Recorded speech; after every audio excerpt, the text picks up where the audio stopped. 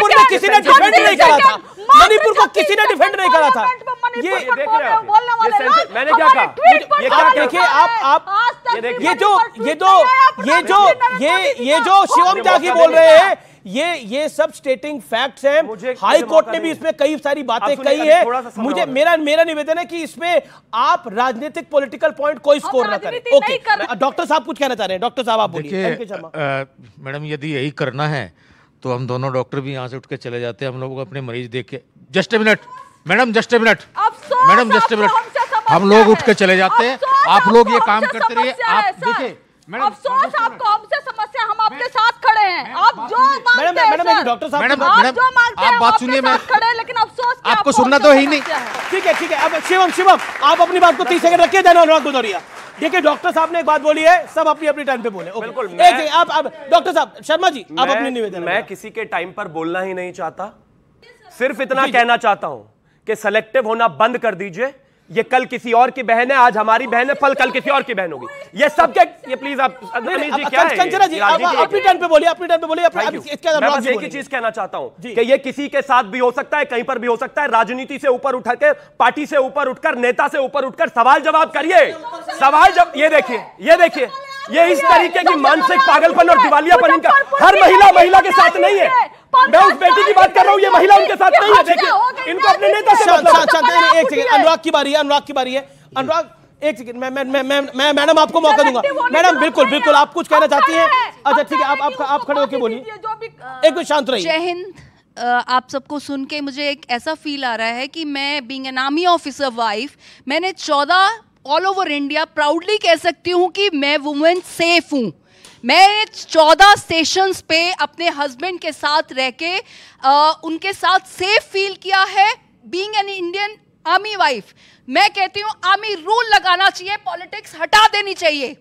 ये आपका कहना जी। देखिए मन में लोगों की एक दुख है, एक वेदना है, पूरी काफी सारे सब नेताओं के ऊपर एक तरह से पूरी पब्लिक का गुस्सा है, इसमें कोई दो राय नहीं है। लेकिन अनुराग भदौरिया, मतलब इस गुस्से को दरकिनार करते हुए आपके नेता छेड़छाड़ के आरोपी वो है, उसको क्लीन चिट मिल जाए तो जरूर आपके नेता मिले, कोई हर्ज नहीं है। लेकिन मिलने की अभी क्या आवश्यकता थी जब देश में महिलाओं की सुरक्षा को लेकर इतना उबाल है? देखिए, एक शब्द यहाँ पे आया था कि आज राजनीति नहीं होनी चाहिए। डॉक्टर साहब ने भी कहा, मैं उनकी बात से सहमत हूँ। न्याय और राजनीति दोनों अलग चीज़ें हैं। यहाँ न्याय की बात नहीं हो रही है, राजनीति की बात हो रही है। बीजेपी के प्रवक्ता ने अपने गुणगान गाए, पश्चिम बंगाल तक रुक गए। पश्चिम बंगाल में जो हुआ वो बहुत ही, माने जिसकी जितनी भर्त्सना की जाए उतना कम है। लेकिन पश्चिम बंगाल में क्यों इस तरह की घटनाओं को प्रोत्साहन कब मिलता है? जब भारतीय जनता पार्टी जैसे लोग, जब पहलवान महिलाओं को रोड पे घसीटा गया था तो चुप्पी साधे थे, तब इनके ताकत नहीं आई, तब इनके दिल में जोश नहीं जागा। उत्तराखंड में नर्स अपने हॉस्पिटल से घर जा रही थी, उसको पकड़ के उसके साथ अन्याय हुआ, मर्डर कर दिया। इनकी आवाज़ नहीं आई चूंकि बीजेपी की सरकार है।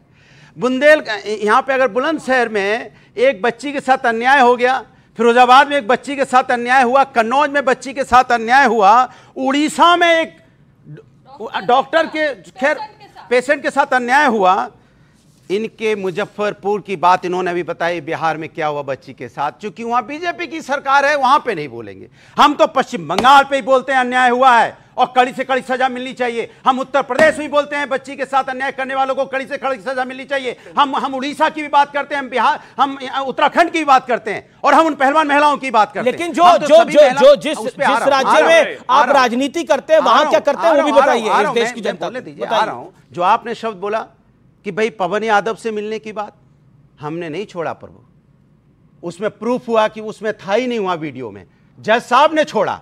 जज साहब ने कहा नहीं ये, तो आप मिल लिए उसके बाद? मेरी बात सुनिए ना, वो बेल पर बाहर आया, आप मिल लिए? बेल पे बाहर है, जब प्रूफ नहीं है उसको नहीं, केस चल रहा है, बेल पे बाहर है। बेल का मतलब ये नहीं होता केस बंद हो गया। मेरी बात सुन लीजिए। नहीं, ये सामान्य आदमी भी जानता है। अपनी बात कह रहा हूँ जी, मैं अपनी बात कह रहा हूँ। बात कह रहे हैं जी। वो वहां उस समय मौजूद ही नहीं था, ये चीज पता चल गई तो मुलाकात हुई, क्योंकि हमारा काम है न्याय दिलाना। अगर आप मौजूद हो गए तो आपको सजा मिलेगी।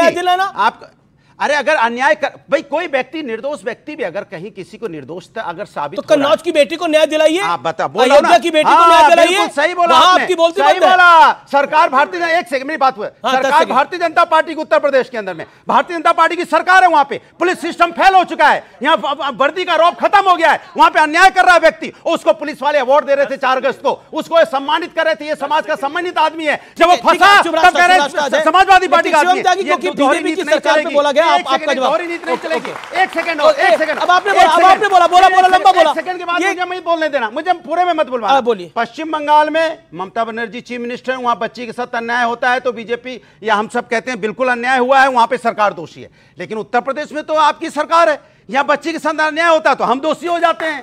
ये तो कमाल है भाई। ओके, मैं बिल्कुल डॉक्टर साहब आपको मौका दूंगा।